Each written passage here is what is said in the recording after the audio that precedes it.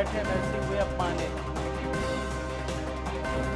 मेरठ में गैंगस्टर बदन सिंह बंदों पर कार्रवाई। बदन सिंह बंदों के बदले की जमीन जब्त, प्रशासन के कब्जे में लिया करोड़ों का मलबा। गोंडा में नाबालिग छात्रा से दरिंदगी, 4 युवकों ने किया सामूहिक दुष्कर्म, 4 के खिलाफ केस दर्ज। बुलंदशहर में चोरी हुई 50 राइफल बरामद। सिपाही के मामा का बेटा निकला आरोपी, पुलिस ने किया गिरफ्तार। मुजफ्फरनगर में पुलिस और बदमाशों में मुठभेड़, फायरिंग में एक सिपाही, एक बदमाश घायल। फरार बदमाश की तलाश में जुटी पुलिस।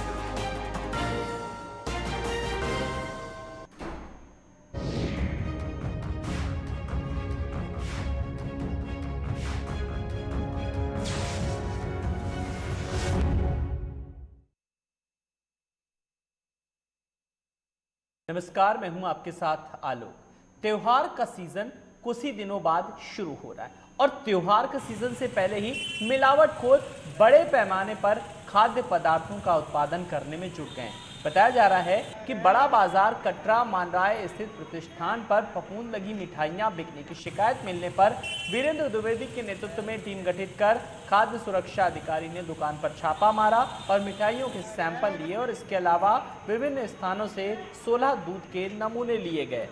तो जांच के लिए भेजे गए मिठाइयों के सैंपल लगातार शिकायतें मिल रही थी कि किस तरीके से त्यौहार के नज़दीक आते ही जमाखोर किस तरीके से जो है वो खाद्य पदार्थों में मिलावटी सामान को घटना को अंजाम दे रहे हैं।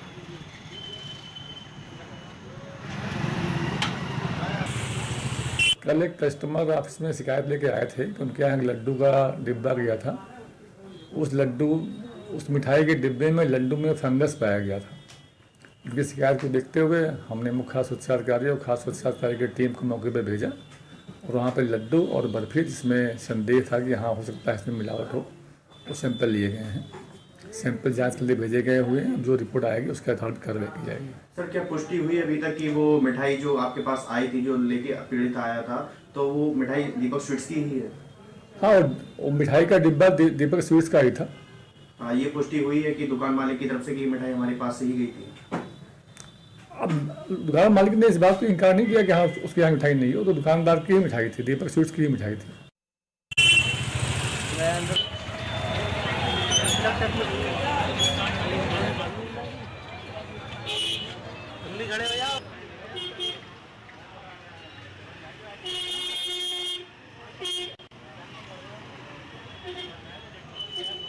तो स्वीट शॉप पर मिली फफूंद लगी मिठाइयाँ, हालांकि अब कार्रवाई लगातार जारी है। मामला बरेली का है। मामला सामने आने के बाद फिलहाल जो खाद्य विभाग है वो पूरी तरीके से अब कार्रवाई कर रहा है।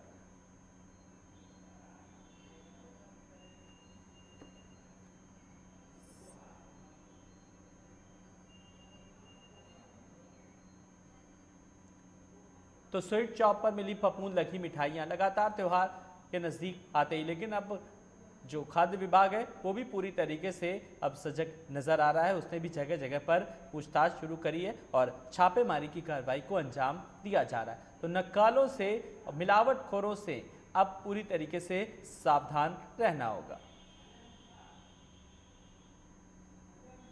अजय मिश्रा हमारे संवाददाता जुड़ गए। अजय, जो विभाग ने छापेमारी की है और फफूंद लगी मिठाइयां पाई गई हैं, फिलहाल अब किस तरीके से कार्रवाई की जा रही है? कौन कौन से स्वीट हाउस इसकी जब्त में आए हैं? बताना चाहूंगा कि होली का पर्व पास में आ गया है, उसको लेके मिठाई यहाँ बरेली में मशहूर मिठाई की दुकान है दीपक स्वीट्स करके, उसको लेके फफूंदी भरी मिठाई जो है उन्होंने अपने यहाँ से निकाल दी और कस्टमर को दी। कस्टमर ने इसकी शिकायत करी है, उस पर उन्होंने प्रशासन ने छापामार कार्रवाई की है। आगे और दुकानदार उससे अब कितना सजग नजर आ रहे हैं, उनमें अब कितना डर बैठा है और कार्रवाई किस तरीके की जा रही है? इसमें बताना चाहूंगा कि सभी मिठाई विक्रेता अलर्ट हो गए हैं और इसको लेके लगातार छापामार कार्रवाई की आगे बात भी की जा रही है प्रशासन की तरफ से, और जो नमूने भरे गए हैं वो उसको जांच के लिए भेजा गया है। जो जांच में अगर दोषी पाए जाएंगे तो कार्रवाई की जाएगी। चलिए, आप इस खबर पर नजर रखिएगा, हम आगे आपसे अपडेट लेते रहेंगे। बहुत बहुत शुक्रिया इस तमाम जानकारी के लिए।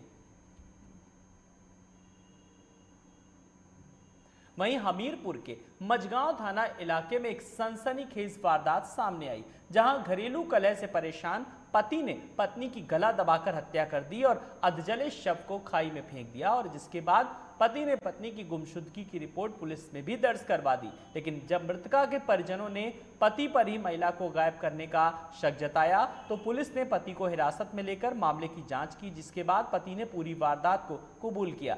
फिलहाल पुलिस ने महिला के बचे अवशेषों को कब्जे में लेकर मामले की जांच शुरू कर दी है।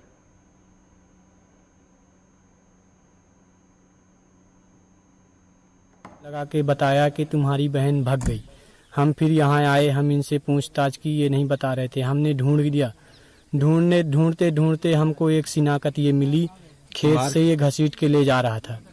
घसीट के जब ले गया है तो उस लाश को हम देखते देखते गए तो वहाँ ये लाश बरामद हुई। उसका एक पाँव मिला और उसके बाल मिले, बाकी शरीर कुछ नहीं मिला है। बस इतनी ही जानकारी हमें है। तो क्या उसके बाद प्रधान को पुलिस को फिर सूचना? हम यहाँ से गए तो गांव पहुँचे, हमने प्रधान को बुलाए अपने पास, फिर प्रधान हमको लेवा के फिर वापस यहाँ आया। फिर उन्होंने पुलिस को फोन लगा के बुलाया। जब साहब आए, साहब देख रहे हैं अब छानबीन। इसमें 21 फरवरी को एक गुमशुदगी लिखाई गई थी शकुंतला के गायब होने के संबंध में उसके पति रामस्वरूप द्वारा। इनकी शादी 15 वर्ष पूर्व हुई थी। इस संबंध में तलाश की जा रही थी, उसके साले भी तलाश कर रहे थे। तो गांव के बाहर खेतों में इसकी जले हुए अवशेष मिले, बाल और पैर। और इस संबंध में जब उससे पूछताछ हुई तो बताया उसने कि उसकी पत्नी ने और उसके साले ने उसके साथ 18 तारीख को विवाद किया था, मारपीट किया था। उसके बाद साला और साली चले गए थे। वहीं बागपत के दोघट थाना इलाके में दो चचेरे भाइयों में विवाद हो गया, जिसमें 4 लोग घायल हो गए। बताया जा रहा है कि दोघट थाना इलाके के सरोरा गांव में पत्नी के साथ गैर सामाजिक संबंधों के शक में एक भाई ने दूसरे भाई पर जानलेवा हमला कर फायरिंग कर दी, जिसमें एक महिला समेत 4 लोग घायल हुए। मौके पर पहुंची पुलिस ने 2 लोगों को हिरासत में लिया और घायलों को अस्पताल में भर्ती कराया गया। फिलहाल पुलिस मामले की जांच में जुटी है। देखिए, ये दोघट थाना क्षेत्र में सरोरा गांव में ये 2 भाइयों में आपस में किसी बात को विवाद हुआ, जिसमें इनमें झगड़ा हुआ और एक पक्ष में जिसने गोली चला दी और एक भाई के बाजू में लगी है, वो घायल है, जिसको अस्पताल में एडमिट कराया गया है। और दूसरा भाई भी मारपीट में घायल हुआ है, उसको भी अस्पताल में एडमिट। झगड़े का कारण क्या पता नहीं? झगड़े का घरेलू विवाद था भाइयों का, जिसकी वजह से ये झगड़ा हुआ। क्या दोनों सगे भाई हैं? हाँ, दोनों सगे भाई हैं जी। अब तो कुल कितने लोग घायल हैं इसमें? कितने का गोली लगी है? 2 लोग घायल हैं। कोई तनावपूर्ण स्थिति गाँव में? नहीं, कोई गाँव में। Thank you.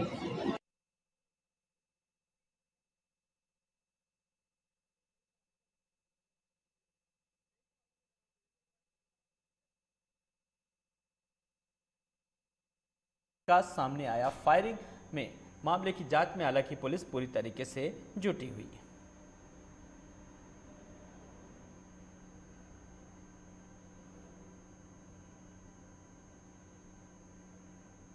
वहीं मुजफ्फरनगर में चेकिंग के दौरान बुढ़ाना कोतवाली इलाके में पुलिस की बाइक सवार 2 बदमाशों से मुठभेड़ हो गई, जिसमें बदमाश की गोली लगने से एक सिपाही घायल हो गया। तो वहीं जवाबी कार्रवाई में पुलिस की गोली लगने से एक बदमाश भी घायल हो गया तो दूसरा साथी मौके से फरार हो गया। बता दें कि पुलिस ने घायल बदमाश के कब्जे से एक तमंचा, 3 कारतूस और एक मोटरसाइकिल बरामद की। वहीं घायल बदमाश एक गैंगस्टर बताया जा रहा है, जिस पर 12 से अधिक मुकदमे भी दर्ज हैं। फिलहाल पुलिस ने घायल दोनों सिपाही और बदमाश को उपचार के लिए हॉस्पिटल में भर्ती करा दिया और फरार साथी की तलाश कर रही है। संबलेरा नहर पुल पे जो है चेकिंग की जा रही थी। इतने में कुतुबपुर झाल की तरफ से 2 संदिग्ध व्यक्ति जो है एक मोटरसाइकिल पे बैठे हुए आते दिखाई दिए। उनको रोकने का इशारा किया गया तो उन्होंने जो है जान से मारने के लिए से पुलिस पे फायर कर दिया, जिस पे जवाबी कार्रवाई में एक बदमाश घायल हुआ, एक बदमाश फरार हो गया। इसके बारे में पता किया गया तो एक लंबा चौड़ा इसका आपराधिक इतिहास है, लगभग 1.5 दर्जन मुकदमे हैं इस पर और मेनली ये लूट और चोरी के मुकदमे हैं।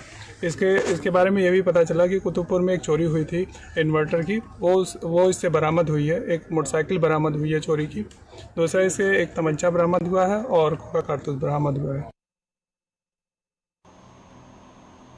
वहीं मुजफ्फरनगर में बीते दिनों बुढ़ाना विधानसभा इलाके में गांव सोनम में हुए संजीव बालियान और रालोद समर्थकों के बीच हाथापाई और मारपीट के मामले में केंद्रीय मंत्री संजीव बालियान ने एक पत्रकार वार्ता की, जिसमें उन्होंने कहा कि राष्ट्रीय लोकदल के बड़े नेताओं के कहने पर हमला किया गया और उसके बाद मस्जिदों से ऐलान कर गांव में भीड़ जुटाई गई।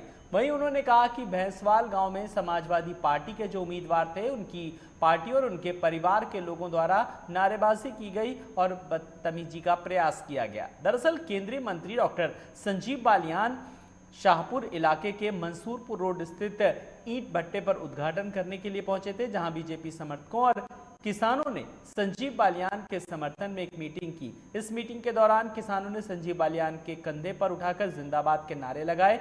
वहीं बाद में संजीव बालियान ने राष्ट्रीय लोकदल पर निशाना साधा। 13वीं में था तो एक पार्टी के राष्ट्रीय लोकदल के 5-6 कार्यकर्ता आए, वहाँ कुछ नारेबाजी होगी, वहाँ धक्का मुक्की हुई और वे चले गए। मैं भी वहाँ से निकला और अगले गांव का आंकड़ा मेरे कार्यक्रम थे, वहाँ चला गया। उसके बाद उसको एक मुद्दा बना दिया गया, एक पार्टी के द्वारा मुद्दा बना के एक तरह से तोड़ फोड़ का प्रयास इस समाज को तोड़ने का काम कर रहे हैं लोग। मैं सांसद हूं, अगर मैं किसी की 13वीं में जाता हूं, क्योंकि बहुत से लोग जो तोड़ने का काम करते हो, किसी की शादी में नहीं गए, 13वीं में नहीं गए, किसी के सुख दुख में रहे। मैं अपने क्षेत्र की, अपने जनता को अपना परिवार मानता हूं, सबके सुख दुख में रहता हूं। तो एक विशेष तरह का, वे मेरे अपने हैं जिन्होंने वो किया। हमारे आपस का छोटा झगड़ा था बच्चों का, उस झगड़े को हम आपस में प्यार से सुलझा सकते थे, उस झगड़े को राष्ट्रीय स्तर का झगड़ा बनाया जा रहा है। और जब सोनम गांव में लोग मारे गए दंगों में, जब ये कोई सा भी नेता वहां पे कभी पूछने भी नहीं आए, सोनम में पहले भी झगड़े हुए, जब भी ये पूछने नहीं आए, आज ये राजनीतिक फायदा उठाना चाहते हैं। भाई 2022 में चुनाव लड़ लेना, 2024 में लड़ लेना, और जनता आपको जिताएगी, आप बन जाना, और समाज को मत तोड़िए, समाज को एक रहने दीजिए। हमें आपस में यहाँ प्यार से रहना है, हमें तो यही रहना है। वे तो आएंगे और झगड़ा करवा के चले जाएंगे, हमारे समाज को मत तोड़िए, यही निवेदन है मेरा। यहाँ रुकेंगे एक ब्रेक के लिए, फौरन हाजिर होते हैं।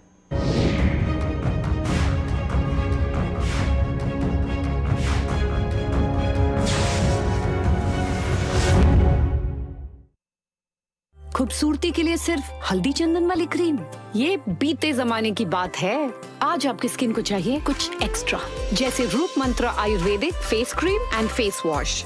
ये कोई कॉस्मेटिक नहीं, आयुर्वेदिक औषधि है।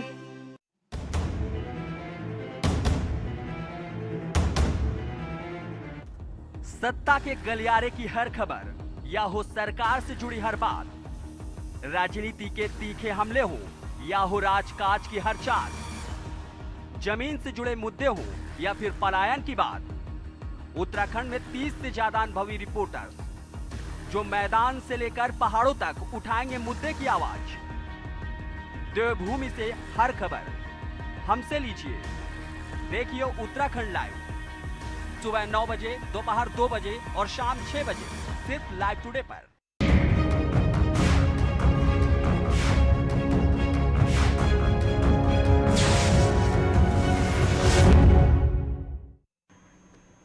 स्वागत है ब्रेक के बाद। सहारनपुर में गन्ना भुगतान न होने और कृषि कानून के विरोध में चल रहे किसान आंदोलन की सुनवाई न होने से दुखी किसान ने अपने खेत में खड़ी गेहूं की फसल को ट्रैक्टर चलाकर रौंद दिया। दरअसल पूरा मामला सहारनपुर की तहसील बेहट के गांव कुतुबपुर भोकड़ी का है, जहां गांव के ही रहने वाला किसान राजकुमार ट्रैक्टर लेकर अपने खेत में पहुंच गया और अपनी गेहूं की फसल में ट्रैक्टर चला दिया। किसान का कहना है कि उसने जनवरी की शुरुआत में गेहूं की फसल की बुआई की थी, गेहूं उगाए थे और पनपने भी लगे थे, लेकिन हाथ में पैसा ना होने के कारण लागत नहीं लगा पाए, जिसकी वजह से फसल पिछड़ गई और अब भी उसके पास पैसा नहीं है। उसको धान की फसल पहले ही औने पौने दामों में बिकी और दूसरा गन्ना भुगतान पिछले साल का भी अब तक पूरा नहीं मिल पाया है, जिसमें नाराज होकर उसने गेहूं की हल्की फसल में किसान ने ट्रैक्टर चला दिया। भाई साहब, बात यह है कि हमारे धान का पैसा नहीं मिला हमको। 1900 रुपये हमारा धान बिका है, वो भी 1 महीने के बाद 10 में जो है सुखपन भाग गई और उसके बाद भी पैसा नहीं मिला। आग लगाने को हमारे पास पैसा नहीं है, क्या करें हम, इसलिए बाहर है, और आग लगाने को पैसा नहीं है हमारे पास। अरे साहब, हमारा पिछले साल का भी गन्ने का बकाया जो का तो पड़ा है और आगे भी नहीं आया है हमारे पास। इसमें खाद पानी को आगे देने को कोई पैसा नहीं है हमारे पास, क्या करें इसका हम। मामले में कामयाबी हाथ लगी। दरअसल विजयनगर थाना क्षेत्र में बीते दिनों एक घर में परिवार को नशीला पदार्थ खिलाकर लूट की घटना को अंजाम दिया गया था। इस मामले में परिवार की 2 महिला और 1 सुनार को पुलिस ने गिरफ्तार करने का दावा किया। वहीं पुलिस ने सुनार के कब्जे से लूटा गया जेवर भी बरामद कर लिया। इस पूरे मामले में एसपी सिटी ने बताया कि विजयनगर थाना क्षेत्र में एक परिवार की 2 महिलाओं को नशीला पदार्थ खिलाकर लूट की घटना को अंजाम देने का मामला सामने आया, जिसमें गहनता से जांच पड़ताल की गई तो इस पूरे मामले की मास्टरमाइंड घर की बड़ी बहू निकली। पुलिस का कहना है कि घर की बड़ी बहू ने पैसे के लालच में आकर घटना का प्लान बनाया, जिसके बाद उसने अपने अन्य साथियों के साथ मिलकर इस पूरी घटना को अंजाम दिया। इसके साथ ही अपने परिजनों को इस मामले में बरगलाने का काम भी किया। साथ ही पुलिस को भी बरगलाकर पूरी घटना को लूट में दिखाने का प्रयास किया था। सर्विलांस और मैनुअल इंटेलिजेंस की मदद से परिवार की 2 महिलाएं और 1 सुनार को हिरासत में लेकर पूछताछ की गई तो पूरे घटनाक्रम का खुलासा हो गया। घर की 2 महिलाओं को पुलिस ने हिरासत में लिया। वहीं गिरफ्तार किया गया सुनार हाथरस का बताया जा रहा है। पुलिस ने पूरा जेवर भी बरामद कर लिया।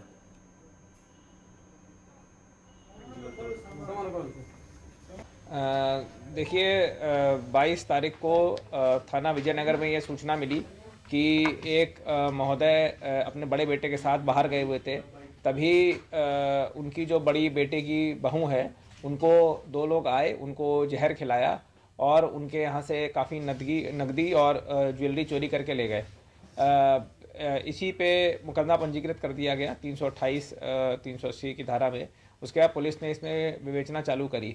विवेचना चालू करने के बाद हम लोग को ये पता लगा सर्विलेंस टीम के हेल्प से और साथ ही साथ मैनुअल इंटेलिजेंस की हेल्प से कि ये जो घटना बता रहे हैं थोड़ी संदिग्ध लग रही थी, पुलिस को प्रतीत हो रही थी। और जानकारी के बाद पता लगा कि जो इनकी बड़ी बहू है, इन्होंने यह पूरा प्लान करा था अपनी माताजी के साथ और अपने एक अंकल हैं जिनका नाम विनोद था, उनके साथ मिलकर ये प्लान करा था। ये जो बड़ी बहू थी इनकी हाथरस की रहने वाली थी। इन्होंने ये प्लान करा था कि जब मेरे देवर और मेरे पति और मेरे ससुर जब यहाँ से चले जाएंगे तब मैं आप लोग को बुलाऊंगी और इसी बीच मैं बेहोशी का नाटक करूंगी और ये नाटक करूंगी कि यहाँ पे हम लोग को जहर खिला के पैसा हमसे 2 लोग आके यहाँ पे लूट ले गए। इसी क्रम में जब पुलिस गई हाथरस पहुँची तो उन लोगों ने बरामदगी करी और इसमें एक सुनार भी पकड़े गए हैं, एक पुरुष पकड़े गए हैं और साथ में इनकी सासू जो इनकी मदर थी बड़ी बहू की, वो भी पकड़ी गई हैं। वहीं मुजफ्फरनगर में मीरापुर गंग नहर पटरी पर पुलिस और बदमाशों के बीच मुठभेड़ हो गई। पुलिस की गोली लगने से एक बदमाश घायल हो गया जबकि उसका एक साथी भाग निकला। पुलिस के मुताबिक संबलेड़ा पुलिस चौकी के निकट नहर पटरी पर वाहनों की चेकिंग की जा रही थी। पुलिस ने कुतुबपुर की ओर से आ रही एक बाइक को रोकने का इशारा किया तो बाइक सवार बदमाशों ने पुलिस पर फायर करते हुए बाइक को जटवाड़ा नहर पटरी की ओर दौड़ा लिया। पुलिस ने उनका पीछा किया तो बदमाश बाइक छोड़कर जंगल की ओर भाग निकले। पुलिस की गोली एक बदमाश के पैर में जा लगी। पुलिसकर्मियों ने दौड़कर बदमाश को दबोच लिया जबकि उसका साथी भाग निकला। पुलिस को बदमाश के कब्जे से बाइक, तमंचा, खोखा और 2 कारतूस के साथ ही चोरी हुआ इन्वर्टर मिला। पुलिस ने बदमाश ने अपना नाम सौबी उर्फ जावेद पुत्र नफीस निवासी खालापुर मुजफ्फरनगर बताया। बदमाश जावेद के खिलाफ मुजफ्फरनगर के थानों में 12 केस गोकशी, लूट, चोरी के दर्ज हैं और वो शामली जिले के कांधला थाने से गैंगस्टर में वांछित चल रहा था। पुलिस ने घायल बदमाश को जानसठ अस्पताल में भर्ती कराया। संबलेड़ा नहर पुल पे जो है चेकिंग की जा रही थी। इतने में कुतुबपुर झाल की तरफ से 2 संदिग्ध व्यक्ति जो है एक मोटरसाइकिल पे बैठे हुए आते दिखाई दिए। उनको रोकने का इशारा किया गया तो उन्होंने जो है जान से मारने के लिए से पुलिस पे फायर कर दिया, जिस पे जवाबी कार्रवाई में एक बदमाश घायल हुआ, एक बदमाश फरार हो गया। इसके बारे में पता किया गया तो एक लंबा चौड़ा इसका आपराधिक इतिहास है, लगभग 1.5 दर्जन मुकदमे हैं इस पर और मेनली ये लूट और चोरी के मुकदमे हैं। इसके बारे में ये भी पता चला कि कुतुबपुर में एक चोरी हुई थी इन्वर्टर की, वो इससे बरामद हुई है। एक मोटरसाइकिल बरामद हुई है चोरी की। दूसरा इससे एक तमंचा बरामद हुआ है और खोखा कारतूस बरामद हुआ है। तो क्या कोई इनाम वगैरह भी है? इनाम के बारे में जानकारी की जा रही है। वहीं वाराणसी की बात करेंगे जहां 9 वर्षीय पुत्री के साथ रहने वाले एक पिता की आकस्मिक मृत्यु के बाद एक मां अपनी बेटी के लिए परेशान होकर थाना पहुंची। पुलिस का आरोप है कि शिवपुर पुलिस ये विश्वास दिलाकर भेज दिया कि 13 के बाद बेटी को थाने से दे दी जाएगी, लेकिन बेटी को पिता की 13वीं देवरिया में सम्मिलित कराने की आड़ में पुलिस द्वारा बेटी को उन व्यक्तियों को दिला दिया गया जिनका बेटी से कोई वास्ता सरोकार नहीं था। बच्ची को जबरन इन लोगों द्वारा बंधक बनाकर रखा गया। महिला ने यह भी आरोप लगाया कि पति की संदिग्ध अवस्था में मौत हो गई, जिसकी सूचना अन्य व्यक्तियों के द्वारा घटना के 4 दिन बाद दी गई। फिलहाल पीड़ित महिला बच्ची को पाने के लिए आला अधिकारियों के कार्यालय के चक्कर काट रही है, जिसको लेकर पीड़ित महिला एसएसपी और पुलिस उप महानिरीक्षक के पास पहुंचकर न्याय की गुहार लगाई।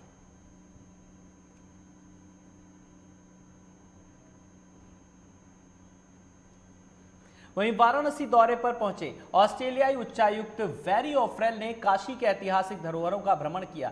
इस दौरान उन्होंने गंगा में नौका विहार का भी आनंद लिया, जिसके बाद वो सारनाथ में भगवान गौतम बुद्ध के तपोस्थली का भ्रमण कर उसके बारे में जानकारी ली। इस यात्रा के दौरान ऑस्ट्रेलियाई उच्चायुक्त काशी हिंदू विश्वविद्यालय के कुलपति से मुलाकात की और विज्ञान भवन में छात्रों को भी संबोधित किया। उन्होंने संबोधन के दौरान भारत की नई शिक्षा नीति की चर्चा करते हुए बताया कि ये नई शिक्षा नीति भारत और ऑस्ट्रेलिया के बीच महत्वपूर्ण साझेदारियों को और विकसित करने का बेहतरीन अवसर है। जिसके बाद उन्होंने काशी में मां गंगा के तट पर होने वाली प्रसिद्ध सांध्यकालीन आरती में भी शिरकत की। इस दौरान ऑस्ट्रेलियाई उच्चायुक्त गंगा आरती देखकर मंत्रमुग्ध हो गए और उन्होंने विजिटर बुक में लिखा, भारतीय आध्यात्मिकता का शानदार साक्षात्कार।